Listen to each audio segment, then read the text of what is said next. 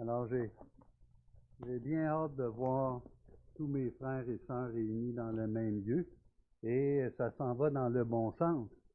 Et en passant, je voudrais ne pas oublier mon frère Normand qui vous salue.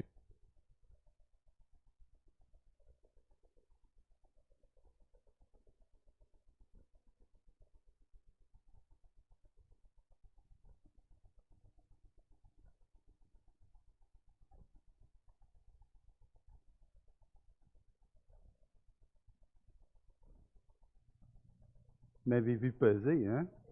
OK? Et ces bêtes-là, ça essaie de nous rendre fous, mais ça marche pas. OK? Alors, c'était une semaine bien occupée. Bien occupée parce que j'ai reçu le vaccin. Alors, ça m'a permis de mieux comprendre quelques versets. Non, d'accord? Mais quand on obéit au Seigneur, on est béni. D'accord? Puis, c'est ça. On m'a dit que j'avais pas besoin de recevoir la deuxième dose. Alors, je suis bien content parce que celui-là m'a laissé des traces.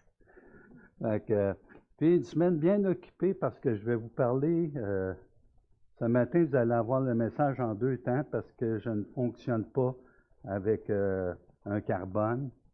D'accord? Donc, vous allez avoir, et vous pourrez écouter la deuxième partie.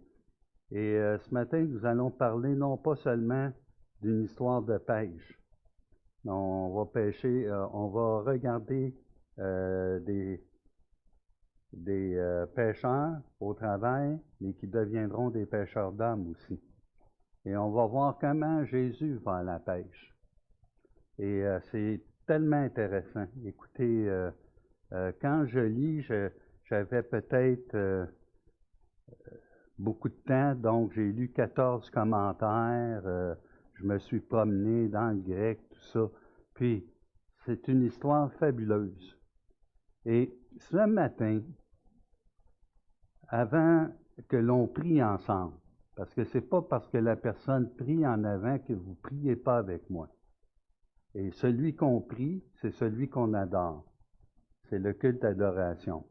Et ce matin, j'ai dit à Diane, va moins vite en auto, comme ça on va permettre à Alexandre de vivre par la foi. Alors je le voyais marcher dans l'entrée pour voir si j'arrivais, mais alors blague à part, ce matin, vous allez utiliser, et ça c'est difficile, peu importe votre culture et de l'endroit d'où vous venez dans le monde, vous allez utiliser ce qu'on appelle votre imaginaire. Dieu vous a donné un imaginaire, non pas pour vous lancer dans la spéculation, mais pour vous mettre dans la peau des gens qui sont là, que nous allons rencontrer. Alors ce matin, je vais vous demander, la première chose dans l'imaginaire que je vais vous demander, c'est que vous allez toujours voir les choses de l'endroit où je suis en avant. D'accord? C'est comme si vous étiez dans mon dos, puis on regardait par là. Parce que je vais vous parler de Bethsaïda. Bethsaïda, ici on est à Capernaum, d'accord?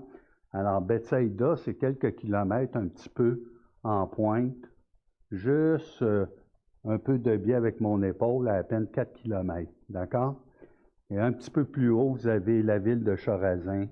Et quand on va descendre le long du lac, vous allez avoir même Magdala. Est-ce que ça vous dit quelque chose? Marie de Magdala. Alors, elle est là, elle nous attend. Non, OK? Mais puis vous avez Tibériade. Et donc, vous allez découvrir des choses avec moi. On va vraiment descendre en voyage organisé. Alors, j'ai laissé des tuniques en arrière, puis des sandales. Faites pas trop de bruit, puis soyez discrets, OK? Parce que les gens ne nous connaissent pas, donc on va visiter tantôt. Alors, sans plus tarder, je vais prendre le temps avec notre Dieu. C'est pour sa gloire qu'on est réunis le dimanche matin et c'est vraiment une joie.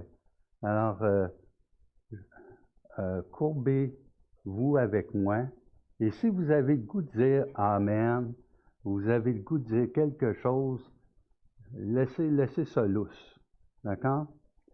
Alors, notre Dieu, notre Père, je te loue ce matin du grand privilège que nous avons encore de pouvoir ouvrir ta parole, mais celui d'avoir la vie éternelle. Et celui de pouvoir même lire ta parole à notre époque, comme jamais nous n'avons eu cette possibilité d'avoir ta parole dans nos mains, chose que les autres siècles n'ont pas eu avec autant d'aisance.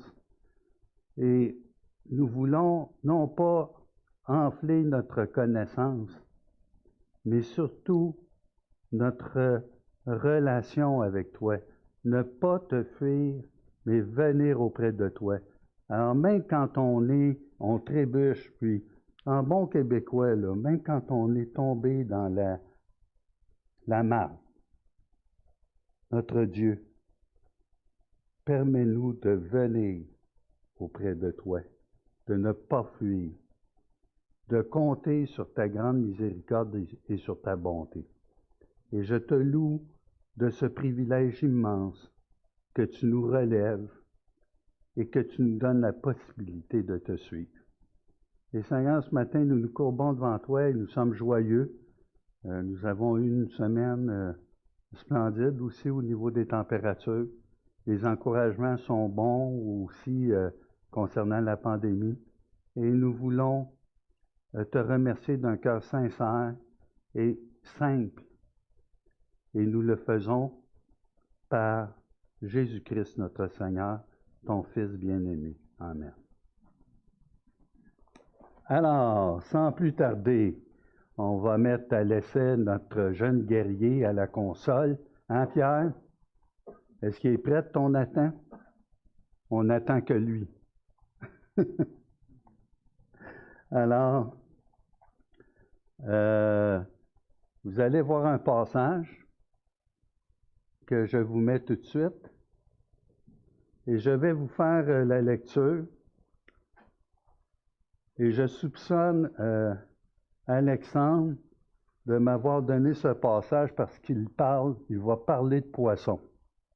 Et j'ai passé toute ma semaine entre le message et mon aquarium, des moments difficiles où j'ai dû condamner quelques poissons. Alors, j'étais vraiment dans le vif du sujet.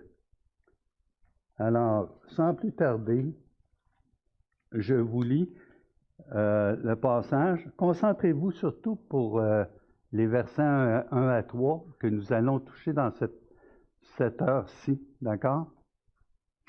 Et j'y vais. Comme Jésus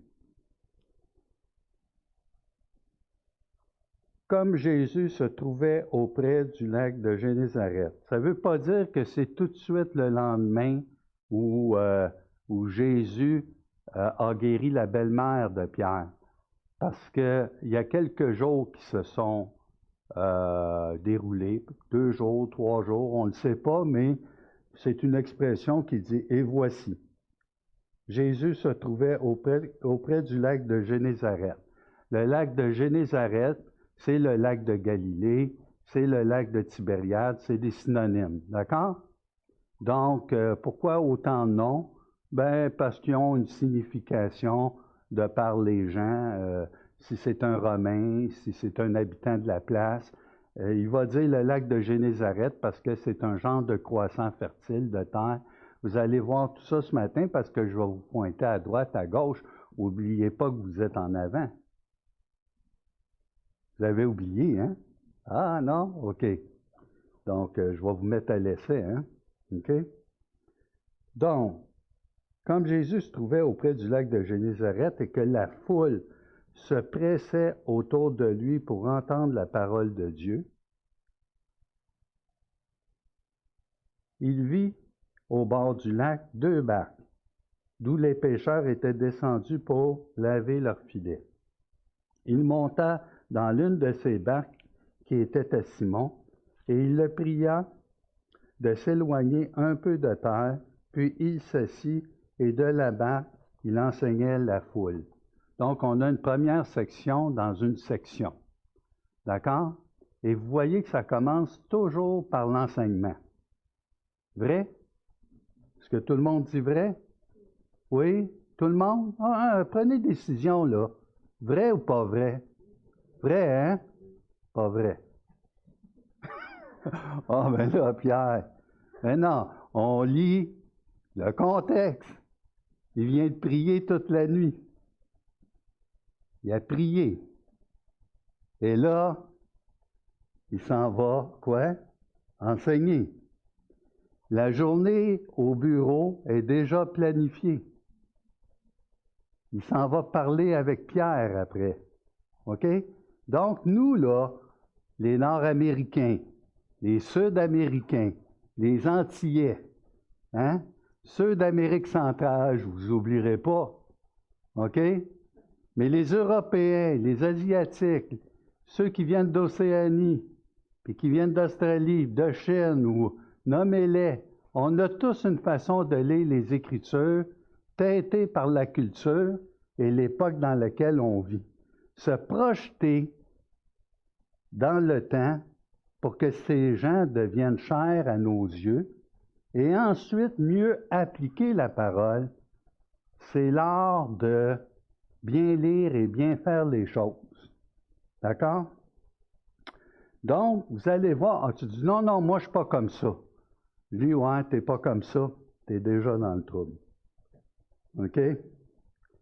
Je vais continuer l'histoire juste pour que vous puissiez comprendre qu'est-ce qui s'en vient. D'accord? Alors, lorsqu'il eut cessé de parler, c'est-à-dire quand il a eu fini de donner l'enseignement, pensez pas que l'enseignement ne se continuait pas. Il a eu fini de parler dans la barque, mais là, il dit à Simon, c'est qui Simon? On va le voir, vous savez c'est qui Simon. Mais remarquez qu'il l'appelle Simon, puis il ne l'appelle pas Pierre tout de suite. Puis remarquez qu'il y a un changement des prénoms. On lit vite, hein? On ne prend pas le temps. Hein? Ensuite, il le pria de s'éloigner un peu de terre. Un peu. Il était déjà un peu éloigné, puis un peu plus. D'accord? Donc, lorsqu'il eut cessé de parler, il disait à Simon, avance en pleine eau. Là, c'est... On rame. Et jetez vos filets. Oups! Il parle à la deuxième personne, du pluriel. Et quoi? C'est pas lui qui a aidé Simon à étendre le filet? Pas ça qu'il dit. Il les a peut-être aidés, mais il y avait peut-être une autre personne. Donc, quand vous allez lire les évangiles, je vais en parler, c'est une chose que je vais parler tout de suite après. Les évangiles doivent être lus comme des évangiles. Des psaumes doivent être lus comme des psaumes. Des lettres, des épîtres doivent être lus comme des épîtres. Un écrit prophétique ou l'Apocalypse doit être lu comme l'Apocalypse. Et on va prendre le terme, vous devez lire normalement le texte pour ce qu'il est. Si tu lis dans un psaume que le soleil s'est couché, il n'est pas parti avec sa tête d'oreiller, puis il n'a pas été s'étendre sur son lit. Vous comprenez, c'est poétique. Donc, c'est tout simplement ce que ça veut dire. Et il y a une époque, on disait, il faut lire, c'est l'interprétation littérale. C'est l'interprétation normale des écrits en fonction de ce qu'ils sont. D'accord? C'est vraiment le sens le plus simple de regarder les Écritures. Donc,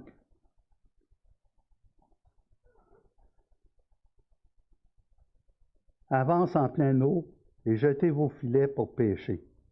Simon lui répondit, Maître, nous avons travaillé toute la nuit sans rien prendre, mais sur ta parole, je jetterai le filet.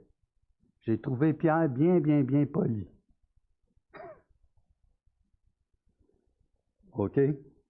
Alors, on le verra en deuxième partie, très poli. On peut s'imaginer de ce qui se passait dans la tête des pêcheurs, puis tout ça. Hein? L'ayant jeté, ils prirent une grande quantité de poissons et leurs filets se rompaient. Et leur filet au singulier, hein? OK? Prenez note, toujours. OK? Ils firent signe à leurs compagnons qui étaient dans l'autre barque. Donc, est-ce que l'autre barque était sur la rive? Est-ce qu'elle était sur le lac? Enfargez-vous pas dans les détails. Ça va? Alors, dans l'autre barque, venez les aider. Ils virent et ils remplirent les deux barques au point qu'elles enfonçaient. Ça n'a pas l'air... Nous, là, on ne peut pas comprendre, mais ces barques-là, c'est pesant, c'est très lourd à faire, à renfoncer, là, OK? C'est très, très lourd. Puis une barque de pêche, je vais vous le dire tout de suite, c'est pas difficile, c'est 15 ou 16 coudées. Vous comprenez pas? 15 ou 16 coudées. OK? Donc, une coudée. Puis là, si on met une coudée royale, Monique. non, OK. Donc, on sait qu'une barque de pêche, c'est quand même plus grand qu'une petite barque qu'il pouvait avoir quand même à l'époque. Puis ceux qui ont visité, Monique, je prenais le temps avec Yvan cette semaine. Yvan, c'est-tu fait comme ça? Puis là, je vérifiais toutes mes lectures. Puis ce que j'aimais, j'étais participant pour voir, pour valider, et c'est extrêmement précis, là, OK? On ne peut pas... oui, mon cœur, excusez.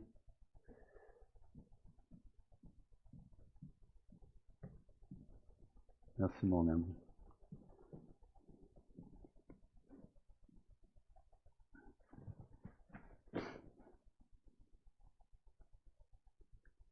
Donc, l'ayant jeté, le filet, ils prirent une grande quantité de poissons et leur filet se rompait.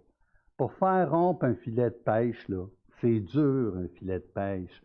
Pas ceux que vous avez vus durant le voyage, parce qu'à l'époque, c'était comme de la jute tressée par les hommes, puis c'était leur gagne-pain. Hein? Donc, ce qui faisait que la plupart du temps, les filets se rompaient, c'est des drainés dans le fond du lac, s'accrochaient après des pierres, après le fond marin, d'accord? Puis, ils firent signe à leurs compagnons qui étaient dans l'autre barque de venir les aider. Ils vinrent et ils remplirent les deux barques au point qu'elles s'enfonçaient. Quand il vit cela, Simon-Pierre tomba aux genoux de Jésus. Et dit, Seigneur, retire-toi de moi parce que je suis un homme pécheur. Ben oui, jette-toi à l'eau, puis tout ça. J'ai même lu des commentaires, là, vraiment farfelus. OK? Car l'épouvante l'avait saisi, lui et tous ceux qui étaient avec lui. Puis là, on parle d'hommes qui sont habitués, là, des durs, des pécheurs. Donc, l'épouvante s'est saisie et Pierre dit, quand il vit cela, il tomba à genoux et dit, Seigneur, retire-toi de moi parce que je suis un homme pécheur. Alors ça, c'est un homme qui vient de rencontrer Dieu. Est-ce qu'il comprend toute la justification, la sanctification, toutes les doctrines de la Bible? Est-ce que tout est en ordre dans sa tête sur la vie chrétienne? Non, non. Il vient de rencontrer Dieu. Ça ne veut pas dire qu'il comprend tout, mais il a compris que Seigneur, retire-toi. Il est saisi. Il est saisi d'épouvante. Un peu comme Zacharie, là. Hein? Tout ce que vous avez vu dans Luc depuis le début, relisez, vous allez voir. Ah, regardons les mêmes mots. OK? Et vous allez voir, car l'épouvante l'avait saisi, lui, et tous ceux qui étaient avec lui, à cause de la pêche qu'ils avaient faite. C'était pas une pêche ordinaire, là, OK? extraordinaire. Il en était de même de Jacques et de Jean, les fils de Zébédée, les associés de Simon, donc de Pierre. Alors Jésus dit à Simon, qu'est-ce qu'il va lui dire? Ne crains point. Qu'est-ce que l'ange a dit à Zacharie? Ne crains point. Quand tu vas avoir apparition auprès de Marie, ne crains point. Ne crains point. Voyez-vous tout l'amour, la compassion? Alors, Dieu pourrait dire, tu as bien raison de me craindre, il est temps que tu me craignes. Non, non, ne crains point. Compassion, consolation, et on va voir tous ces termes importants. D'accord? Alors, Jésus dit à Simon, ne crains point, désormais, dès maintenant, à partir de maintenant, tu seras pécheur d'âme. Alors, plus que de le blâmer, tu embarques avec moi. Tu fais partie de mon club. Tu fais partie de mon affiliation familiale. Et il lui lance l'appel. Et ayant ramené les barques à terre, ils ont commencé à défendre les poissons, à faire des filets. Ils ont parti une chaîne de marché avec le Seigneur. Ah non, c'est pas ça qui est écrit. OK. Et ayant ramené les barques à terre, ils laissèrent tout et le suivirent. On a pris du temps pour le lire, hein? Celui qui réfléchit sur les choses trouve le bonheur. Dans une époque où tout va vite, il faut qu'on prenne le temps de lire, de s'approprier les textes, de les regarder, de les jongler, de rentrer dans notre imaginaire, d'essayer de mettre les images. Comment les pêcheurs ont réagi quand Jésus a demandé qu'on jette encore le filet. Oh non, bon, je ne rentrerai pas là-dedans, c'est la deuxième partie. Mais voyez-vous que tout un récit se tient. OK? Puis qu'est-ce qui s'est passé quelques jours avant que cet événement arrive? Pensez-vous que Simon connaissait Jésus? Bien, vous allez dire, oui, il a guéri quoi? Qui? Sa belle-mère. Est-ce qu'il a guéri seulement sa belle-mère? Des malades, puis tout ça, après le coucher du soleil, ça n'arrêtait pas. OK? Jésus savait ses jours comptés. Dès l'instant qu'il a commencé son ministère. Vous voulez me garder dans l'image, hein? Hein, Pierre? OK, là, je fais exprès, c'est pour ça que je me suis tassé. Je voulais voir s'il dormait. OK.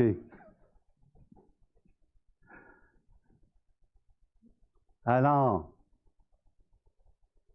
quand Jésus guérit la belle-mère, quand Jésus guérit, là, c'est pas 1, 2, 3, c'est pas des petites guérisons dans des rendez-vous, dans des soirées de guérison, là. Non, non, non. Il guérit. Il guérit tellement que ça va devenir dangereux pour lui. Et son temps est compté parce que Christ, au temps marqué, va mourir pour des... Donc, ça va se faire très rapidement. Et il est dit que le Fils de l'homme n'a pas même un endroit pour poser la tête pour dormir. Les renards ont des tanières, les oiseaux des nids, mais le Fils de l'homme, point de repos. Il se lève, il fait encore sombre, si vous regardez les autres évangiles. Donc, on est dans la dernière veille de la nuit, mais je ne sais pas. Il se levait à 4 heures, 4h30, 5 heures, OK? Mais il commençait la journée dans les lieux déserts. Donc, imaginez, il devait aller se cacher même, puis là, on devait l'épier. Imaginez cette source formidable qu'on avait auprès du Seigneur, et c'est ce qu'on va voir. D'accord? Je veux vous parler aussi d'une considération générale. On ne prend jamais vraiment le temps parce qu'on est bousculé pour amener des sermons dans un format standard introduction, le développement, le corps, puis la conclusion. Et qu'est-ce qui est important aussi, c'est de comprendre que vous avez 3 évangiles synoptiques. N'ayez pas peur, ça fait pas mal. Synoptique, ça veut dire qu'ils vont relater l'information. D'accord? Alors, quels sont les 3 évangiles? C'est Matthieu, c'est Marc, c'est Luc. D'accord? Et on a un évangile qui est qu'on n'arrive pas à définir comme tel. On dit souvent, et je pense que c'est un petit peu à tort qu'on dit ça, parce que vous savez, un évangile synoptique, c'est aussi spirituel que l'évangile de Jean. Donc, on dit souvent de Jean que c'est un langage spirituel. Ben, si les 3 autres n'ont pas été écrits de manière spirituelle, comment qu'ils l'ont été? OK? Alors, retenez bien, dans Matthieu, c'est des choses que vous avez déjà entendues, mais qu'on perd souvent de vue. C'est-à-dire que Jésus-Christ va être présenté comme le Messie, le fils de David, le roi des rois, le roi des Juifs. Et la saveur de Matthieu, c'est que ça s'adresse à des Juifs. Alors, c'est pour ça que des fois, vous n'aurez pas une description de ce que c'est un chemin de sabbat ou la purification des mains. Ça ne sera pas expliqué. Parce qu'il est dit que l'auditoire devrait comprendre. D'accord? Et c'est pour ça que vous avez une généalogie qui est différente en Matthieu que dans Luc. Et le terrain, c'est principal des versets, le commencement, c'est la Galilée pour les 3 évangiles synoptiques. D'accord? Et Jésus-Christ, dans Marc, est présenté comme le serviteur. Et ça a une saveur plutôt romaine. Parce que les serviteurs, c'est l'obéissance. Les Romains, c'est au doigt, à l'ordre. Donc, on voit que un des mots-clés dans l'évangile de Marc, c'est aussitôt. Vous allez voir aussitôt. Ça se passe vite. Et le rythme de lecture dans l'évangile de Marc est rapide. Dans Luc, on parle d'un Jésus de Nazareth. Et on parle le Fils de l'homme. Le Fils de l'homme.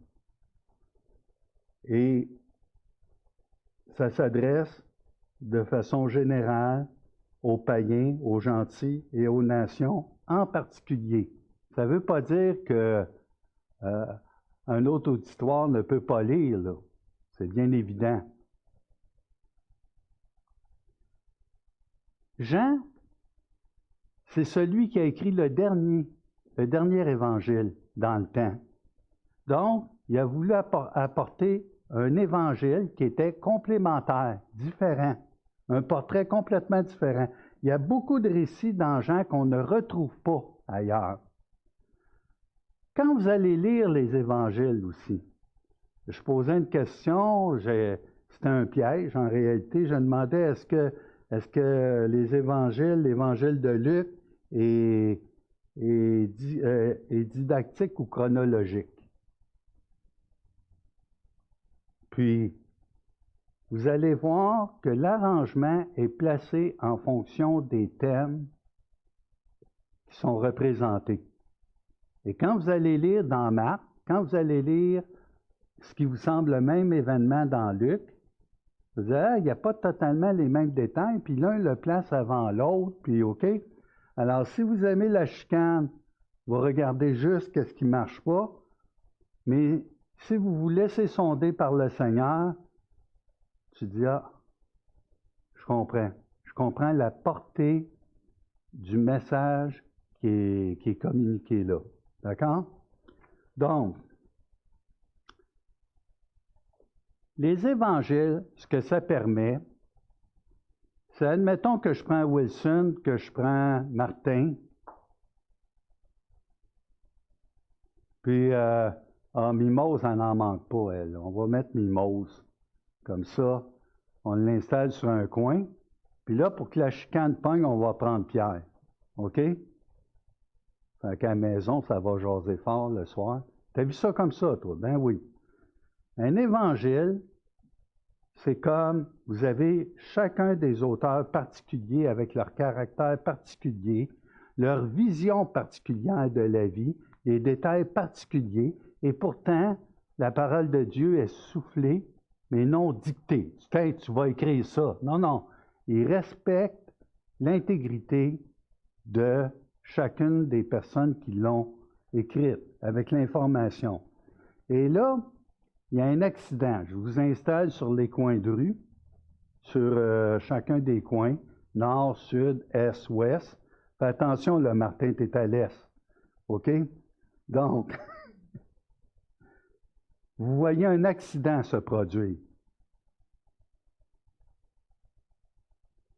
Je prends chacun vos dépositions. Et on va aller chacune de vos dépositions. Puis peut-être que vous allez en arriver. Écoute donc, c'est-tu les deux mêmes autos qui sont frappés? À quelle heure que ça a eu lieu? Vous rappelez-vous la couleur des autos? On ne dirait pas pantoute que vous avez vu le même événement. La perspective est différente, l'angle de vue est différent, l'observation est différente. Alors, plutôt que de mettre tout ça ensemble, vous allez peut-être focusser sur la mauvaise chose, sur la différence des points de vue. Mais les évangiles sont faits pour être mis en collaboration, en complémentarité les uns les autres. Et il y a des choses qui ne sont pas abordées par l'auteur parce que dans le détail de ce qu'il veut présenter, il peut voir peut-être la chose d'une manière secondaire ou de moindre importance. Ça ne veut pas dire que ce n'est pas important, mais pour la démonstration qu'il fait et l'intention qui est visée, bien, les choses sont apportées différemment. Donc, je vous mets au défi.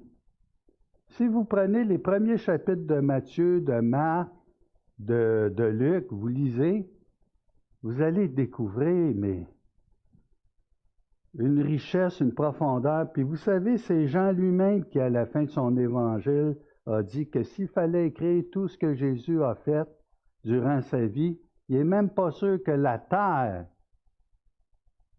vous entendez bien là, que la terre pourrait contenir tous les volumes qu'on pourrait écrire sur ce que Jésus a fait. Wow, wow, wow! Ici, là, au Québec, on avait le capitaine Bonhomme dans le temps. Là, les gens disaient « Wow, wow, wow, ton histoire, c'est une histoire que tu nous contes là, ça n'a pas d'allure. » Non, non. Moi, j'ai juste commencé tout bonnement Luc, et je me suis promené dans les autres évangiles. Et savez-vous quoi? Lorsque j'étais jeune croyant, je croyais que je perdais mon temps d'aller lire un autre évangile tout de suite après avoir lu un évangile. C'était ma façon de penser. J'ai dit, bah, ça va reparler de la même chose.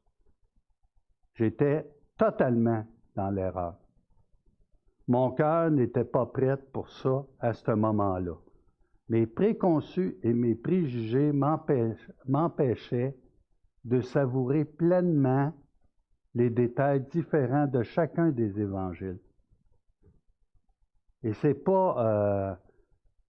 loin d'être une perte de temps. C'est loin d'être semblable. La différence te nourrit. Alors, vous êtes prêts? Vous êtes avec moi? Alors, ici, à votre droite, quand on descend, on est devant le lac de Galilée. C'est un lac qui fait à peu près 20 km. Alors, mon gars, ma femme parlait avec mon garçon Philippe. Puis là, Philippe, il dit, ouais, 20 km, ça ne dit rien aux gens. Il faut que tu leur expliques c'est quoi. La grandeur du lac de Génézareth, le lac de Galilée, le lac de Tibériade, OK? c'est dans sa partie la plus longue, c'est à peu près 20 km, 20-21 km. Dans sa partie la plus large, c'est 12 km. Mais ce n'est pas un lac régulier. C'est-à-dire que quand il fait 21 par 12, il ne fait pas ça longtemps, là. Il est plutôt... Tiens, on va prendre un vrai Québécois. Le lac de Tibériade, là, qu'on appelle la mer, OK, dépendant, ben, c'est même pas... C'est 6,5 fois à peu près plus petit que le lac Saint-Jean. Fait que nous autres, on ne s'énerve pas, hein? Au Québec, on ne manque pas d'eau. Puis on ne manque pas de lac. Mais allez pas vous imaginer que parce que c'est 6 fois et demi plus petit que le lac Saint-Jean, que c'est pas un lac avec des habitudes bien particulières. La topographie du lac, les montagnes, les monts, les vallons, tout ça, OK, fait en sorte que ce lac, la tempête peut se lever très facilement parce que les courants d'air peuvent arriver très rapidement sur le lac. C'est un lac très poissonneux. C'est un lac où les 3 millions de Galiléens qui vivaient à l'époque de Jésus, selon Flavius Joseph, ben on comptait beaucoup sur la subsistance de ce lac, le poisson, puis tout ça. Maintenant, c'est dans cette partie nord du lac, là où je suis présentement, ben c'est un parc national. D'accord? C'est un parc national. Et en arrière, beaucoup plus loin, 50-60 km, on peut peut-être le voir. Faites ça, là, frottez vos yeux. Je sais, c'est dur le matin, mais on peut voir l'Hermont, une montagne assez haute, OK? Et il y a une petite ville entre nous, là, c'est Chorazin. D'accord? Hein? Chorazine ou Chorazin, dépendant, oui, c'est bien de le dire, Monique, parce que on magane peut-être l'appellation sans le savoir, hein? OK? Donc, CH, Chorazin, des fois, OK, les CH, c'est ou CH, donc. Puis, si vous regardez à votre droite, vous êtes placé là, vous allez voir que c'est beau, c'est désertique, puis en même temps, on voit que c'est verdâtre, il y a de la nature, c'est vraiment, il y a des petites fleurs. Dépêchez-vous à les regarder parce que là, il est 10 heures même. Je suis même étonné qu'on voit les fleurs parce que quand le soleil se lève, les fleurs sont séchées par le soleil. L'aspect de la fleur, sa beauté, disparaît. C'est quel verset ça, Amex? Ah là, t'étais pas prête, hein? Je t'ai eu, hein? OK? Alors, on sait que c'est dans Jacques, hein? Alors, celui qui se flétrit dans ses entreprises, hein? Le pauvre, le riche, ça parle d'une image comme Jésus savait utiliser la nature. Donc, on voit tout ça. Alors, rentrons dans le vif du sujet. Ce matin, je vais vous demander, qui suivez-vous? Il y a une foule ici, ça va nous mettre en contexte, qui suit un dispensateur d'enseignement, qui parle avec autorité, qui parle jamais comme un rabbin parle, c'est-à-dire en rapportant un autre rabbin ou des explications. Il parle avec autorité. Et quand Jésus parle, pour ces gens, on dirait qu'il parle vraiment la parole de Dieu. Et la parole de Dieu, c'est sûr, si c'est Dieu qui parle, c'est la parole de Dieu. Pierre t'invente, mais il ne va pas que citer des passages de l'Ancien Testament pour les expliquer. Il parle de sa propre autorité. Et parler, l'enseignement est la priorité avant même les signes et les miracles. Comprenez toujours ça. Il prie et il va comprendre aussi, il va dire plus loin dans l'évangile de Luc, il va dire,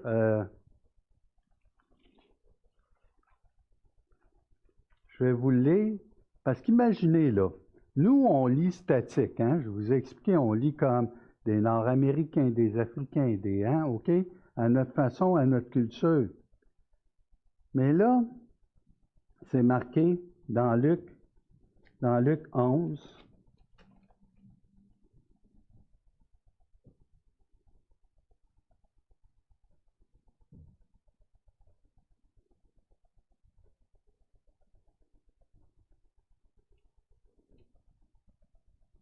bon, je savais que ça m'arriverait un jour.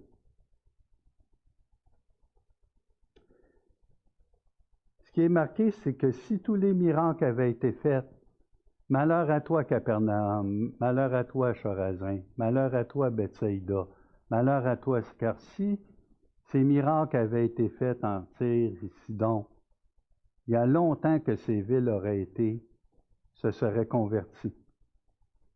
Et là, quand on parle des foules qui suivent Jésus, c'est jour après jour après jour, il fait ville et village, et là, la foule se presse sur lui, au point où même Jésus, dans l'évangile de Marc, au début, il va dire de mettre à part une petite barque, tout le temps, pour qu'il puisse gagner en dehors sur le lac, hein, sur le bord du rivage, et ça porte bien à cause de la configuration.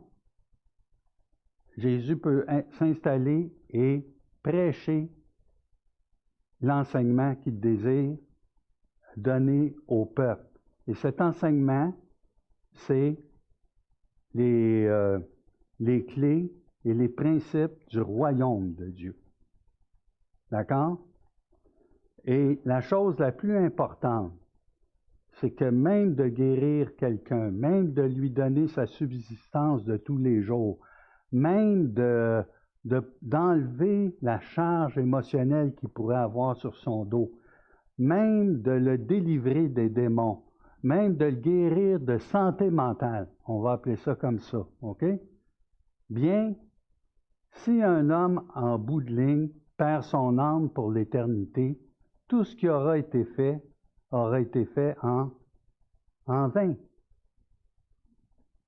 Et là, vous avez, dans Luc 5, comme Jésus se trouvait auprès du lac de Génézareth et que la foule se pressait autour de lui pour entendre la parole de Dieu, il vit au bord du lac 2 barques, d'où les pêcheurs étaient descendus pour laver leurs filets.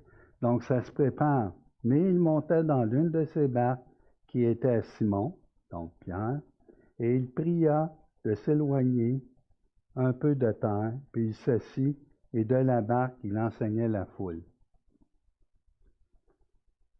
Savez-vous ce que ça veut dire, Capernaum? En passant, c'est Capharnaüm. OK? Capharnaüm, Capher, pourquoi? Moi, j'ai dit Capernaum toute ma vie de chrétien. C'est seulement là que je change. Capher veut dire village. Ville, village. Nahum, vous savez c'est qui? C'est un prophète mineur. Puis Nahum, il ne venait pas de Capharnaüm, il venait d'Estacol, un peu plus, on va regarder pas mal plus loin, là, c'est 60 km, mais l'autre bord du Jourdain, petite ville. D'accord? Capharnaüm, village de Nahum. Nahum, savez-vous ce que ça veut dire? Vous vous en rappelez, hein? Hey Pierre, tu n'as pas le droit de nous faire ça, là, OK? Ça veut dire compassion, consolation. Est-ce que ça porte un beau nom, vous pensez? Village de consolation, village de compassion. Et par après, ça s'est chargé d'un autre sens. Vous savez c'est quoi? L'autre sens, quand on dit que c'est un vrai Capharnaüm, ça veut dire quoi? C'est un vrai chaos. C'est en envers. On ne dira pas l'autre terme, mais c'est pas beau. OK? Et vous savez pourquoi? Essayez d'imaginer à Capharnaüm, devant la maison de Pierre, soir après soir, la meute, la foule, les villes, les gens qui venaient d'aussi loin que Tyr et Sidon, s'étaient rendus un centre d'attraction pour être guéris, pour être délivrés de ses souffrances, pour voir cet homme qui ne laissait pas indifférent. Est-ce que les gens avaient reconnu le Sauveur du monde? Est-ce qu'ils avaient reconnu que l'homme de Nazareth, le Fils de l'homme, était le Dieu vivant? Non, c'est ça le drame. Le drame, c'est d'être à côté de celui qui peut sauver ton âme, guérir ton âme et être empêché comme de le voir. Tu bénéficies grâce par-dessus grâce, et là tu cours après. C'est pour ça que, dans le fond, je cherchais un titre pour ce matin, pour cette première partie, pour dire comment qu'on va identifier ça. Alors, le titre que j'ai trouvé, c'est « Qui suivez-vous » ou « Pour quelle raison suivez-vous Jésus » ? Qu'est-ce qui vous amène à suivre Jésus? Et Jésus nous dit, suis-moi. Mais suis-moi, quelle est la raison? On doit vraiment réfléchir sur les choses. Est-ce que je viens me faire du bien? Je veux comme la foule, je veux être délivré, guéri, je veux pas manquer de poisson, de nourriture. Écoutez, Jésus, là, plus que du poisson, il peut vous donner du pain, il peut te donner au-delà de ce que tu penses. Mais comment vois-tu Jésus? Jésus, c'est pas seulement celui qui donne la vie éternelle, il est la vie éternelle.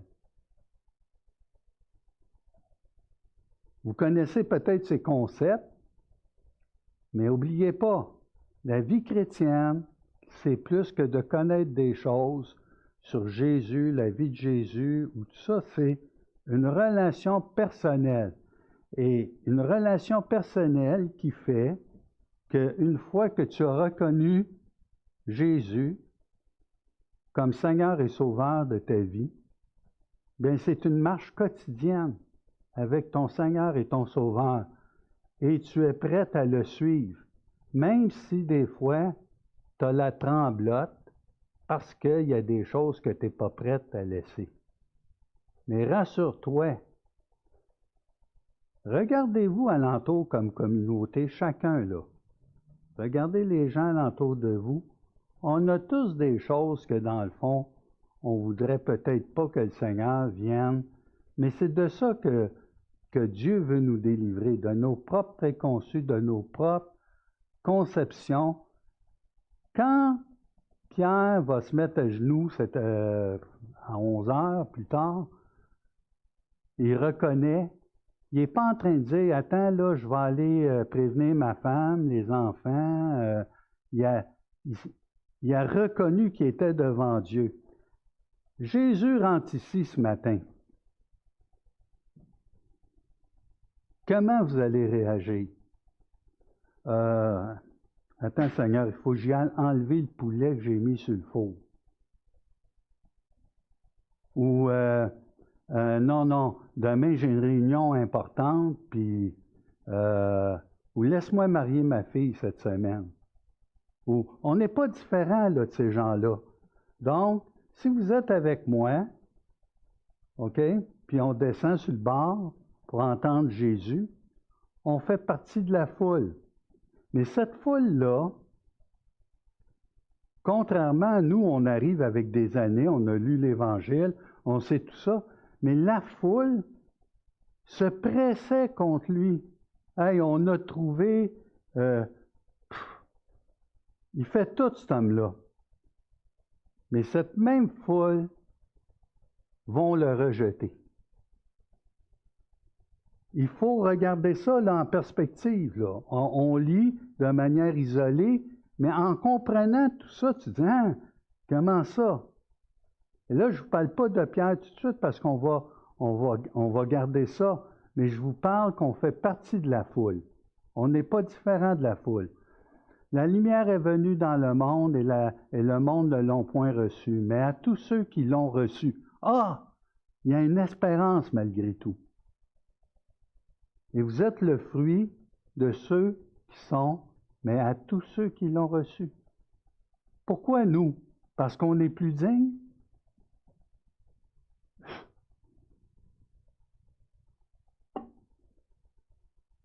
Est-ce qu'on est plus digne? Réfléchissez, est-ce qu'on est plus digne? Et est-ce qu'on va s'empêcher de parler parce que la majorité de la foule ne recevra pas le Messie? Non, on va prêcher la bonne nouvelle. On va prêcher la nouvelle du royaume des cieux. Puis n'oubliez pas qu'on est dans une période transitionnelle où ils n'ont pas eu de prophète pendant 400 ans.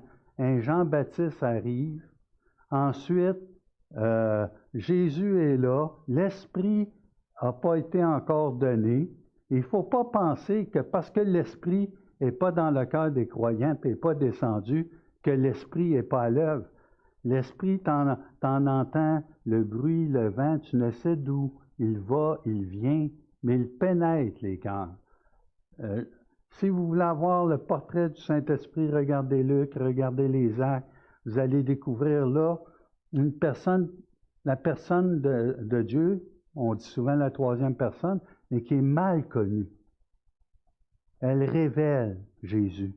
Elle le révèle, elle révèle le Fils de l'homme. Je vais terminer pour ce matin, pour cette partie, en vous disant l'expression le Fils de l'homme. L'expression Jésus de Nazareth. Pour un Galiléen de dire Jésus de Nazareth, il y a quelque chose, oui, de taquin, mais de rien de mesquin. Mais un Judéen, quelqu'un qui vient de Jérusalem, où jamais il va reconnaître Jésus comme le Christ, loin, le fils de David. On va en parler dans les autres évangiles.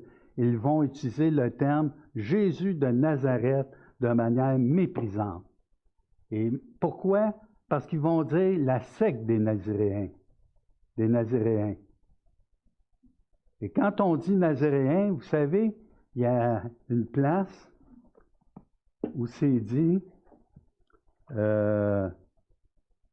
c'est dans Matthieu, excusez, mais c'est une chose que j'ai appris qui m'a montré à quel point on lit mal ou on comprend mal.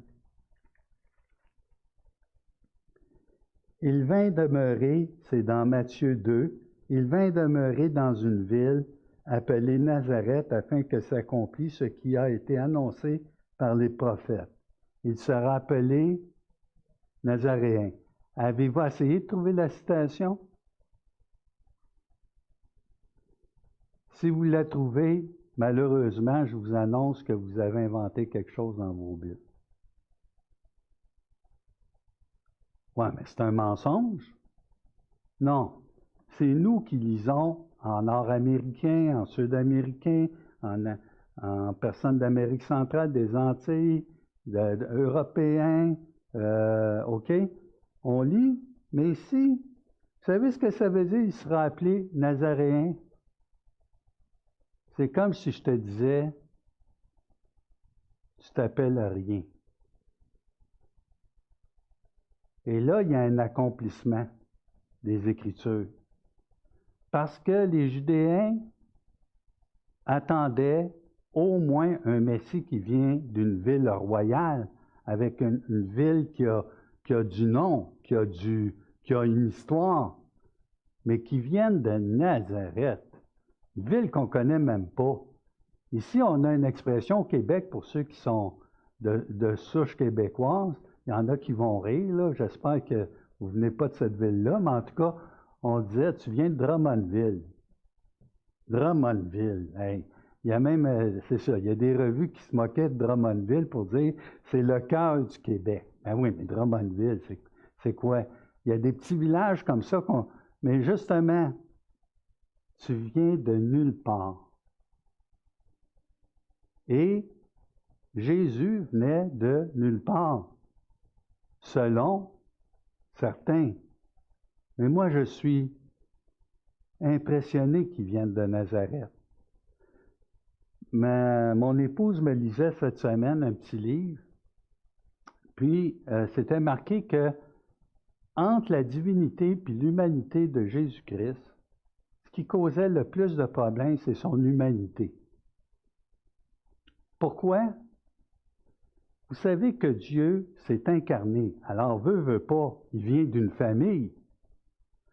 Puis là, si tu dis que Jésus, là, c'était le fils du charpentier, alors qu'on sait que c'est le fils du Saint-Esprit, mais les gens pensaient, hey, arrête-nous cette histoire-là, on connaît son père, là, c'est Joseph.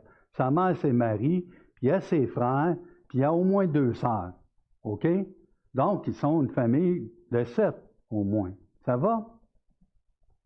Hein? T'es sûr de ça? Ben oui, ben, est-ce qu'on lit la même Bible? Donc, il y a une famille. Puis ensuite, ça a l'air qu'il était spécial, Jésus. Hein? Il y avait de la misère avec ses amis, ça ne durait pas longtemps, parce qu'au premier coup, il ne voulait jamais embarquer. Quand il y avait des histoires. Donc, c'est pas d'hier. Hey, imaginez un sauveur sans péché. Imaginez un enfant sans digresser. Hey, ça doit être fatigant un moyen temps, hein? Disons-nous les choses OK? Jésus vient de Nazareth. Il est le Fils de l'homme. Et il est le Fils de l'homme parce qu'au-delà de prêcher la parole, ce qu'il fait, quand il va guérir les gens, ce qui va venir appuyer et authentifier. Vous vous rappelez? Authentifier. Il est le Messie, il est le Fils de l'homme, il est le Fils de l'homme. Tous les signes, toutes les guérisons, ça authentifie le Fils de l'homme. Mais là, dépasser ça, alors Mimose me dit oui, Pierre, OK. Une chose très importante, c'est par consolation, car compassion, il aime les gens. Jésus aime se mêler à la foule et il souffre avec eux. Et il veut guérir ces gens. Mais il veut les guérir de quelque chose de plus grand que les gens ont peine à voir. Alors, merci de m'avoir écouté si patiemment. Il y a tellement de choses à apprendre dans les évangiles. Donc, on pourra continuer en deuxième partie. Alors, je prends le temps. Donc, mon Dieu, notre Père, merci de ce que tu as eu compassion, consolation, miséricorde envers nous. Merci de ce que tu es venu dans l'histoire. Merci de ce que tu n'es pas un récit ou une fable, mais que tu es véritablement vivant, Seigneur Jésus. Merci de ce que tu es au ciel avec ce corps glorifié. Merci de ce que tu te lèves.